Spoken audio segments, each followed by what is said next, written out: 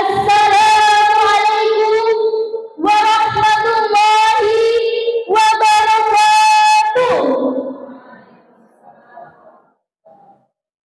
Alhamdulillahirabbil alamin wa bihi nasta'in wa ala umuri dunya waddin wassalatu wassalamu ala asyrafil anbiya'i wal mursalin sayyidina Muhammadin wa ala alihi wa sahbihi ajma'in, amma ba'du.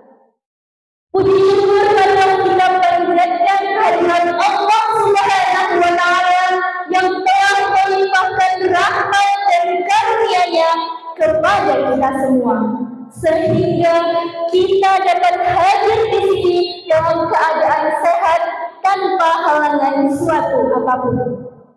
Salawat dan salam semoga selalu tercurah kepada junjungan kita Nabi Muhammad sallallahu alaihi wasallam, mukhrijun nasi minadh dhulumati ilan nur. Dewan juri yang terhormat, perkenankanlah saya di sini untuk menyampaikan tausiah yang berjudul Masjidi Markazul Khair wal Bina, masjidku pusat kebaikan dan pembangunan. Teman-teman remaja masjid yang saya banggakan, masjid bukan hanya sekedar tempat salat, melainkan tempat peradaban dibangun. Masjid adalah pusat kekuatan umat, tidak hanya secara spiritual, tetapi juga sosial, ekonomi, pendidikan, dan budaya. Allah Subhanahu wa Ta'ala berfirman dalam Quran surat At-Taubah ayat 18. A'udzu billahi minasyaitonir rajim. Innama ya'muru masajidallahi man amana billahi wal yawmil akhir. Yang artinya sesungguhnya yang memakmurkan masjid-masjid Allah adalah orang-orang yang beriman kepada Allah dan hari akhir. Maksudnya, remaja yang beriman tidak hanya datang ke masjid untuk sholat, tapi juga menghidupkannya dengan kegiatan sosial, ekonomi yang halal, pendidikan yang mencerdaskan, dan budaya yang menyejukkan. Nabi Muhammad SAW bersabda, "Ahabbul biladi ilallahi masajiduha." Tempat yang paling dicintai oleh Allah adalah masjid. Hadis riwayat Muslim. Hadirin rahimani wa rahimakumullah. Kalau Allah mencintai masjid, berarti siapapun yang mencintai dan memakmurkan masjid pun akan dicintai oleh Allah Subhanahu wa Ta'ala. Masjid sosial, ekonomi, pendidikan, dan budaya. Masjid dapat berfungsi sebagai tempat untuk berkumpul melayani kepentingan umat dalam berbagai bidang. Di antaranya, yang pertama, sosial. Remaja bisa membuat berbagai kegiatan sosial. Misalkan, remaja putri yang membuat dapur berbagi untuk anak yatim dan duafa, atau remaja yang membuat pasar bahagia untuk dibagikan sayuran kepada para jamaah yang hadir di masjid. Yang kedua, ekonomi.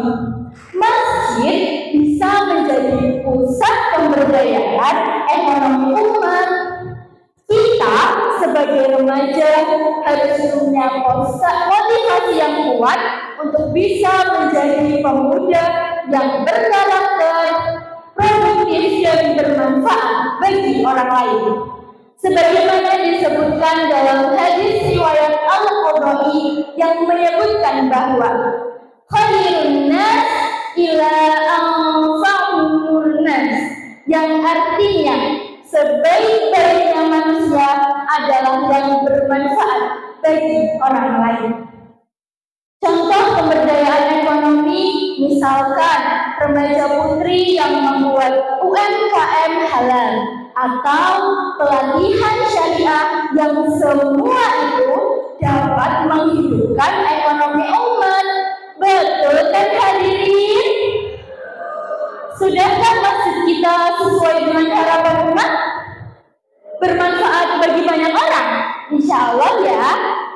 Yang ketiga, pendidikan. Masjid sebagai pusat belajar Quran, tafsir, dan kajian Islami tidak melulu sholat, lalu masjid ditutup rapat. Kemana para pemudanya, para remaja kita? Hai, hello. Buatlah literasi remaja, mentoring belajar, kelas bahasa Arab, atau lainnya. Yang keempat, budaya. Masjid bisa menjadi pusat untuk mengembangkan budaya Islam yang santun dan positif. Contohnya, membuat asli Islam atau lomba festival dan lomba kaligrafi. Hadirin yang saya hormati, teman-teman remaja masjid yang saya cintai, mari kita aktif di masjid bukan hanya untuk sholat, tapi juga berkontribusi nyata. Siap? Oke, jadilah remaja yang rajin ibadah, remaja yang aktif, produktif, dan bermanfaat, serta jadilah bagian dari Mas Eko Daya. Setuju? Oke, karena dengan aktif di masjid, kita tidak hanya membangun masjid, tapi juga membangun diri, umat, dan masa depan bangsa. Ustadz Tampang berbaju putih, cukup sekian dan terima kasih.